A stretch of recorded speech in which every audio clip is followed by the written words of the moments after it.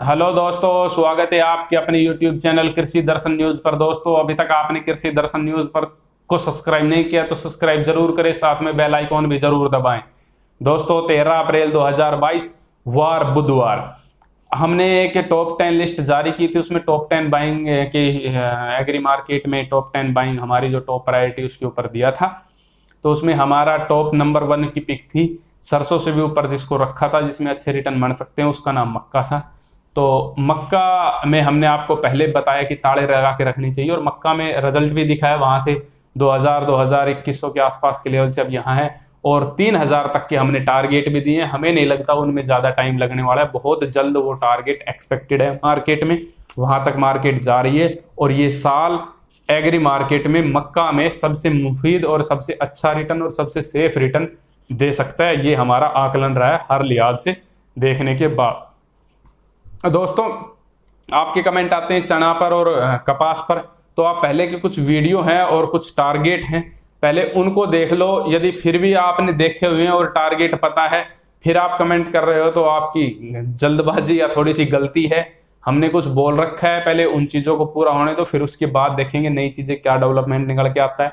या जब तक कोई नया डेवलपमेंट नहीं निकल के आया तो उस पर बार बार चर्चा करने से कोई फायदा नहीं है। हम तो युग में जी रहे हैं, एडिबल ऑयल के युग में जी रहे हैं, एडिबल ऑयल के एरा में जी रहे हैं। हमारे पास सरसों और सोयाबीन टॉप प्रायोरिटी है, उसके बाद सारी पीछे बची हुई है, उनको हम धीरे धीरे लेते रहेंगे। तो दोस्तों, मंडियों के पास एक ही बहाना है जो मंदी कर रहे हैं कि जी तेल नहीं बिक रहा।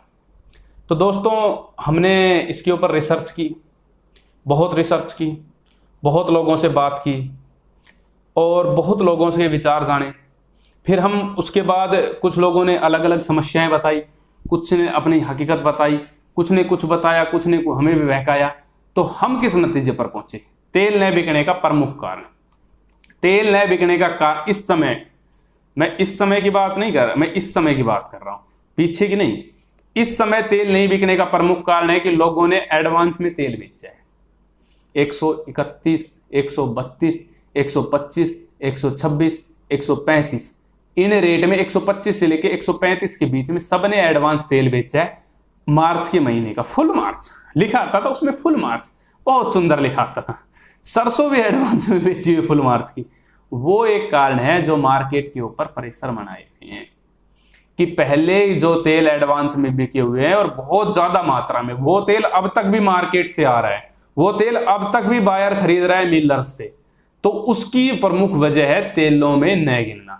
इनको ये लगता है कि जी जब पड़ते खा रहे थे 10 रुपए के, नहीं, कुछ लोगों को ही पड़ते खा रहे थे और उनका तेल नहीं बिक रहा था जिनको पड़ते खा रहे थे।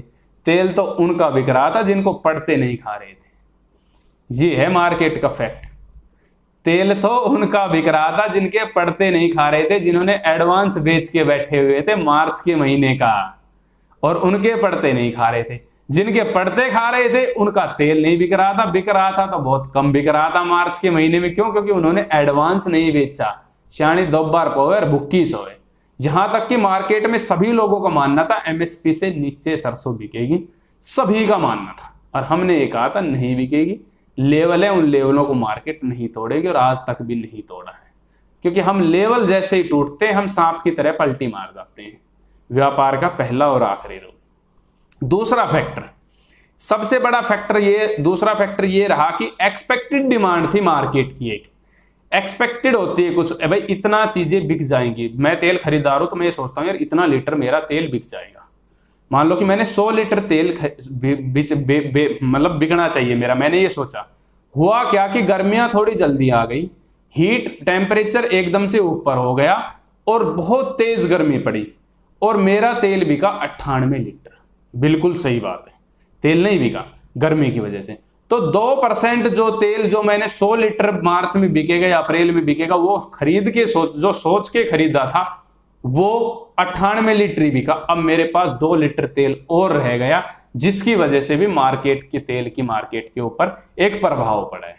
दूसरा, ये बातें हम अंतरराष्ट्रीय मार्केट के ऊपर। यूएस सोया गिरता है पर सोया ऑयल उससे कम गिरता है। यदि आप रेशियो चार्ट देखते हो, मार्केट की थोड़ी बहुत नॉलेज रखते हो, तो कभी रेशियो चार्ट चेक करना, फिर आपको पता चलेगा क्या चल रहा है मार्केट में।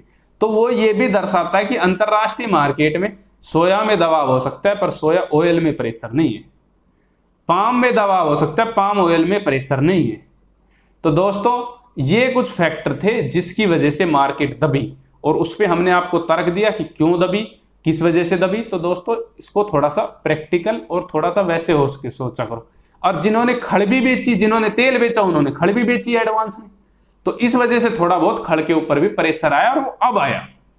और अब उनके पड़ते जब भी नहीं खा रहे थे और अब नहीं खा रहे। और दूसरी थ्योरी, यदि आप बायर को दबाओगे तो जो आपका जो दूसरा बायर है वो आपको दबाएगा। यदि ये सरसों की कीमतों को दबाएंगे तो जो तेल का खरीदार वो इनको और दबाएगा। ये कहेंगे जी ये क्या बोल रहे हैं कि जी हमारे ऊपर सरकार का प्रेशर है, तो तेल का बायर बोलेगा यार भाई सरकार का प्रेशर तो मेरे ऊपर भी है, तेरे को इतने में माल मिल रहा है तो इतने में दे। तो दोस्तों सरसों की कीमतें पहले बढ़ेंगी, तेल की कीमतें बाद में बढ़ेंगी। ये मार्केट का रूल है। मंदी दिखाई जाती है, मंदी बनाई जाती है, मंदी क्रिएट की जाती है। डिमांड नहीं होती, डिमांड लाई भी जाती है, डिमांड वो भी होती है। पहले भी 125 मतलब पूरी दुनिया की बात करें तो 7-8 अरब की आबादी थी, कोई ज़्यादा तो बड़ा बदलाव हुआ नहीं है, जबकि दुनिया रिकॉर्ड तोड़ एडिबल ऑयल का उत्पादन कर रही है। फिर भी कहाँ पूर्ति नहीं हो रही, फिर भी क्यों कीमतें बढ़ी। तो दोस्तों डिमांड और सप्लाई इतनी आसान नहीं है जितना लोगों ने मनाया और सोचा और समझा है। तो यही हम कहना चाहेंगे, पहले सरसों की कीमतें बढ़ेंगी फिर तेल की कीमतें बढ़ेंगी। मार्केट का एक थ्योरी, एक प्रैक्टिकल थ्योरी जिसमें हमने सालों साल काम किया है। बहुत लोगों से हम रिसर्च और डाटा कलेक्शन करते हैं, उसके बाद ही कुछ बोलते हैं। अब आते हैं अगली बात के ऊपर। अगली बात हमने कल एक वीडियो में बोली थी कि भाई कोई फलाना कोई एक बड़ा बिजनेसमैन है जो मार्केट में इन्वेस्ट कर रहा है। तो दोस्तों ये बात प्रैक्टिकल है। एलन मस्क दुनिया का सबसे रईस आदमी है जो टेस्ला कंपनी का मालिक है। यदि आज वो कहे ना कि मैंने ये शर्ट पहन रखी है तो उस शर्ट की कीमतें की, उस कंपनी की कीमतों की शर्टें बिकने लग जाए। यदि वो कहे कि जी मेरे को 1000 गधे चाहिए तो करोड़ों गधों की कीमतें किस्मत बदल सकती है। तो दोस्तों जिसमें स्मार्ट मनी, जिनके पास सारी ताकतें होती है, पॉलिटिकल से, पैसा से, सब कुछ, लट से, जोर से, जबरदस्त सारी पावरें होती है, उन लोगों के साथ पैसा इन्वेस्ट करने में, मनी इन्वेस्टमेंट करने में, या जिनमें वो इन्वेस्ट कर रहे हैं उनमें समझदारी से इन्वेस्ट करने में कोई दिक्कतें नहीं है। पर इनके साथ समस्या ये है कि ये लोग सबसे बड़े ऑपरेटर होते हैं और बहुत अच्छे ढंग से लोगों को फंसा देते हैं और खुद अच्छे मार्जिन पर निकल जाते हैं। तो दोस्तों जो समझदार जो लोग होते हैं वो स्मार्टनेस के थ्रू इनके साथ कार्य करने, इनके हिसाब से कार्य करते हैं। दिखाते कुछ और है, करते कुछ और है, होता कुछ और है। तो इनके हिसाब से जो चलेगा, इनके हिसाब से जो कार्य करेगा वो फायदे में रहेगा। तो यही हमारा गेहूं की मार्केट के ऊपर कहना था। जब बड़ी कंपनियां, जब बड़े बिजनेसमैन, जब एक बड़ी लॉबी जब पैसा इन्वेस्ट कर रही है, तो मैं तो किसान हूं, मैंने तो खुद उपजाया है, तो क्या मैं अपने माल को नहीं रोक सकता? रोक सकता हूं तो रोकना चाहिए। उसके पीछे की ये थ्योरी थी। दूसरी, अंतर्राष्ट्रीय मार्केट के जो हालात है वो हमने आपको कल समझाए थे। तो कोई भी बिजनेसमैन आए, कोई दिक्कत वाली बात नहीं है किसी भी प्रकार की। बहुत अच्छी बात है यदि बड़े बिजनेस घराने, बड़े बिजनेसमैन इसमें आते हैं तो बहुत अच्छी बात है। एग्री मार्केट में कुछ सुधार हो सकते हैं, क्योंकि हमारा सबसे बड़ा कारण एग्री मार्केट में ये है कि हमारी जोतों का आकार छोटा है, इस वजह से हमारा किसान मात खा जाता है। नहीं, हिंदुस्तान का किसान पूरी दुनिया को धूल भी चटा सकता है। तो दोस्तों अब कुछ भावों की ओर आते हैं। सबसे पहले सलोनी 7550 है, कल से 50 कम है। अभी थोड़ी देर पहले एक व्हाट्सएप मैसेज आया था कि सलोनी ने नो बाइंग बोला है, वो व्हाट्सएप मैसेज गलत है, झूठा है, मतलब उसमें कोई सच्चाई नहीं है। तो सलोनी 7550 है, जयपुर 7050 है, रावड़ा मंडी 6550 है, बहरोड 6900, रेवाड़ी 6900, ब्यावर 5618 से लेकर 6382, सूरतगढ़ 5800 लेकर 6313, गुन्ना मंडी 6250 से लेकर 6400, इलाहाबाद 5711 से लेकर 6580, अलवर 6800, खैरतड़ 6820, दिल्ली 6750, जगनेर 6900, मथुरा 64 से 6500, कोटपुतली 6750,